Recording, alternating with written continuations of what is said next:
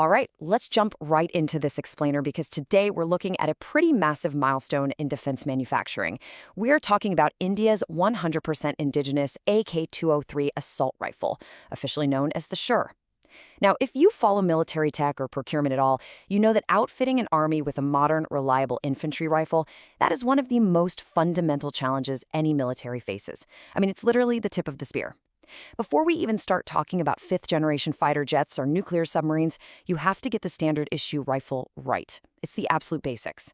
So today, we're going to unpack this whole saga. And trust me, it is a fascinating story of engineering, some serious bureaucratic red tape, and the ultimate quest for strategic self-reliance.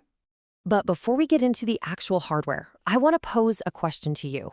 How long does it actually take to turn a Russian rifle into a 100% Indian one? Keep that question in the back of your mind as we go through this explainer.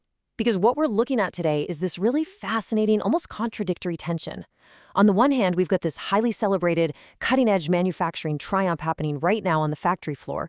But on the other hand, getting to this point required a decades-long bureaucratic struggle behind closed doors. We're talking false starts, shifting goalposts, the whole shebang.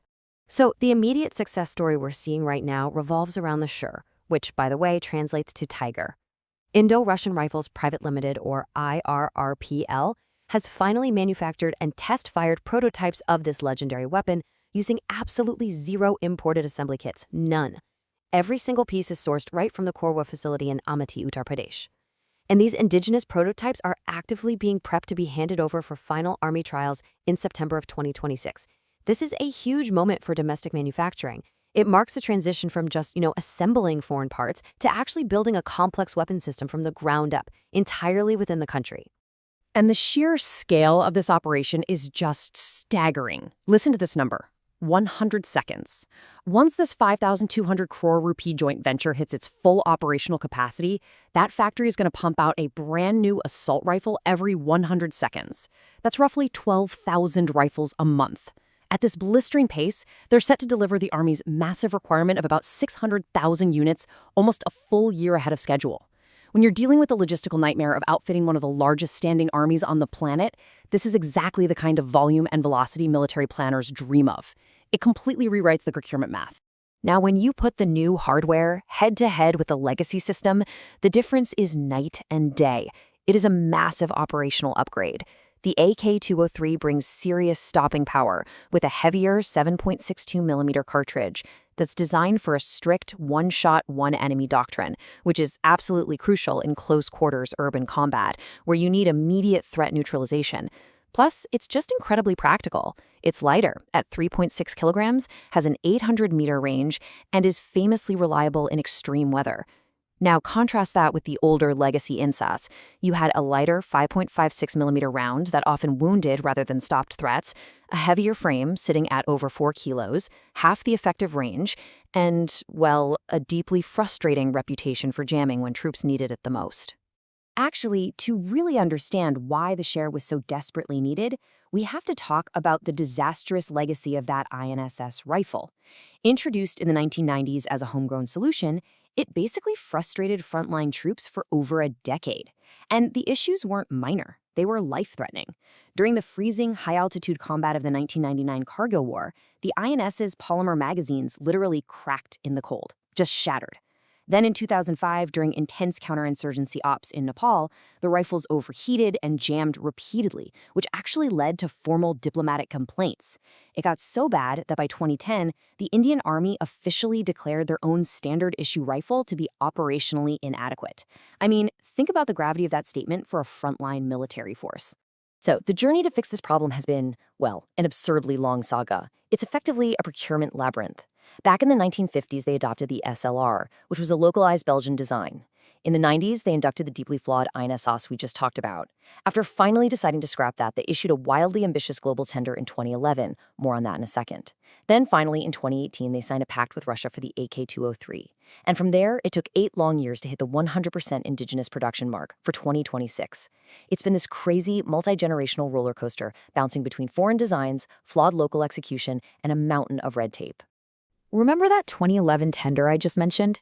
It perfectly highlights how completely off track the procurement process got. The late former Defense Minister Manohar Parker summed it up brilliantly in 2015. He actually described the Army's requirements as absurd and unrealistic, lifted from Marvel comic books. Why? Because the Army literally demanded a multi-caliber hybrid rifle, where a soldier can magically swap out the barrel in the middle of a chaotic firefight just to change ammunition types. They were asking for bleeding-edge sci-fi tech that barely existed in global R&D labs, let alone something stable enough to mass-produce for hundreds of thousands of troops. Unsurprisingly, every single foreign vendor failed those trials, pushing modernization back even further. But here's the kicker. This waiting game came at an astronomical cost. While the local procurement system kept stalling out with impossible tenders, frontline troops still desperately needed reliable weapons. So the military was forced into massive stopgap purchases just to fill the void. In 2000, they emergency bought 100,000 Bulgarian AK-47s just because they were cheap, around 4,000 rupees a unit compared to the broken-in sauce at 16,000. Decades later, with the AK-203 project delayed, they had to buy over 145,000 high-end Sig Sauer rifles from the US across 2 massive batches. We're talking nearly 1,500 crore rupees, effectively draining critical funds just to keep soldiers armed while waiting for local manufacturing to finally get its act together. And that is exactly why today's milestone is so heavily celebrated. When officials say 100% indigenization for the AK-203, what does that actually look like on the factory floor? Well, it means no more snapping together imported Legos shipped over from Russia. The highly complex barrels and precision bolts, machined right here. The magazines and polymer furniture, sourced directly from local Indian vendors who had to completely upgrade their own manufacturing standards just to compete. Even the raw steel and the critical heat treatment processes are strictly domestic. And ultimately, this gives the military full sovereignty. No calling Moscow for spare parts during a border crisis, and total control over any midlife upgrades the rifle might need 20 years from now. Because of this massive shift, the mood among industry and government officials right now is incredibly celebratory. Major General S.K. Sharma, the CEO of the joint venture, proudly called it true end-to-end, 100% genuine indigenization, stating this is Atmanirbhar Bharat in action, which means a self-reliant India. And honestly, from an industrial and supply chain perspective, setting up a completely sovereign production line for 600,000 modern assault rifles is undeniably a huge win. Especially in today's volatile geopolitical climate, protecting yourself from global supply chain shocks, where foreign sanctions could instantly choke off your military supplies, that is a paramount national security interest. But look, as an explainer, we've got to look at the whole board here. While the industry is rightfully popping champagne, military veterans offer a much more cynical view of this whole timeline. Retired Brigadier Rahul Bhonsle points out that Sher is really an illustration of an elastic definition of self-reliance. He dryly notes the harsh irony here. It took almost 8 years of intense bureaucratic negotiations, complex tech transfers, and painful localization just to domesticate a Russian design whose core ancestry stretches all the way back to the late 1940s with Mikhail Kalashnikov. It's definitely a sobering reminder of how notoriously slow defense procurement can be. And that critique really brings us to the core debate surrounding this entire saga. How do we actually define true self-reliance? On one side, you have an undeniable industrial achievement. India successfully moved a highly complex foreign manufacturing ecosystem within its own borders, created jobs, localized a huge supply chain, and ended its reliance on imports for its main infantry weapon. That's a massive, tangible win. But on the flip side, critics argue that a true technological breakthrough means conceiving, designing, and developing the intellectual property entirely from scratch. To them, simply licensing and building an 80-year-old foreign design, no matter how perfectly you manufacture it, doesn't make you a technological pioneer. Which leaves us standing at a really fascinating crossroads for the future of global defense manufacturing. The Sher is absolutely an undeniable triumph of industrial grit. It's a massive, urgently needed leap forward for the troops on the ground who will finally carry a world-class, reliable weapon into the field. But it also forces us to step back and ask a much bigger question. Is true self-reliance simply the ability to move a factory into your own backyard and master the assembly line? Or is it the capability to design the future of warfare from a blank piece of paper? I'll let you ponder that one.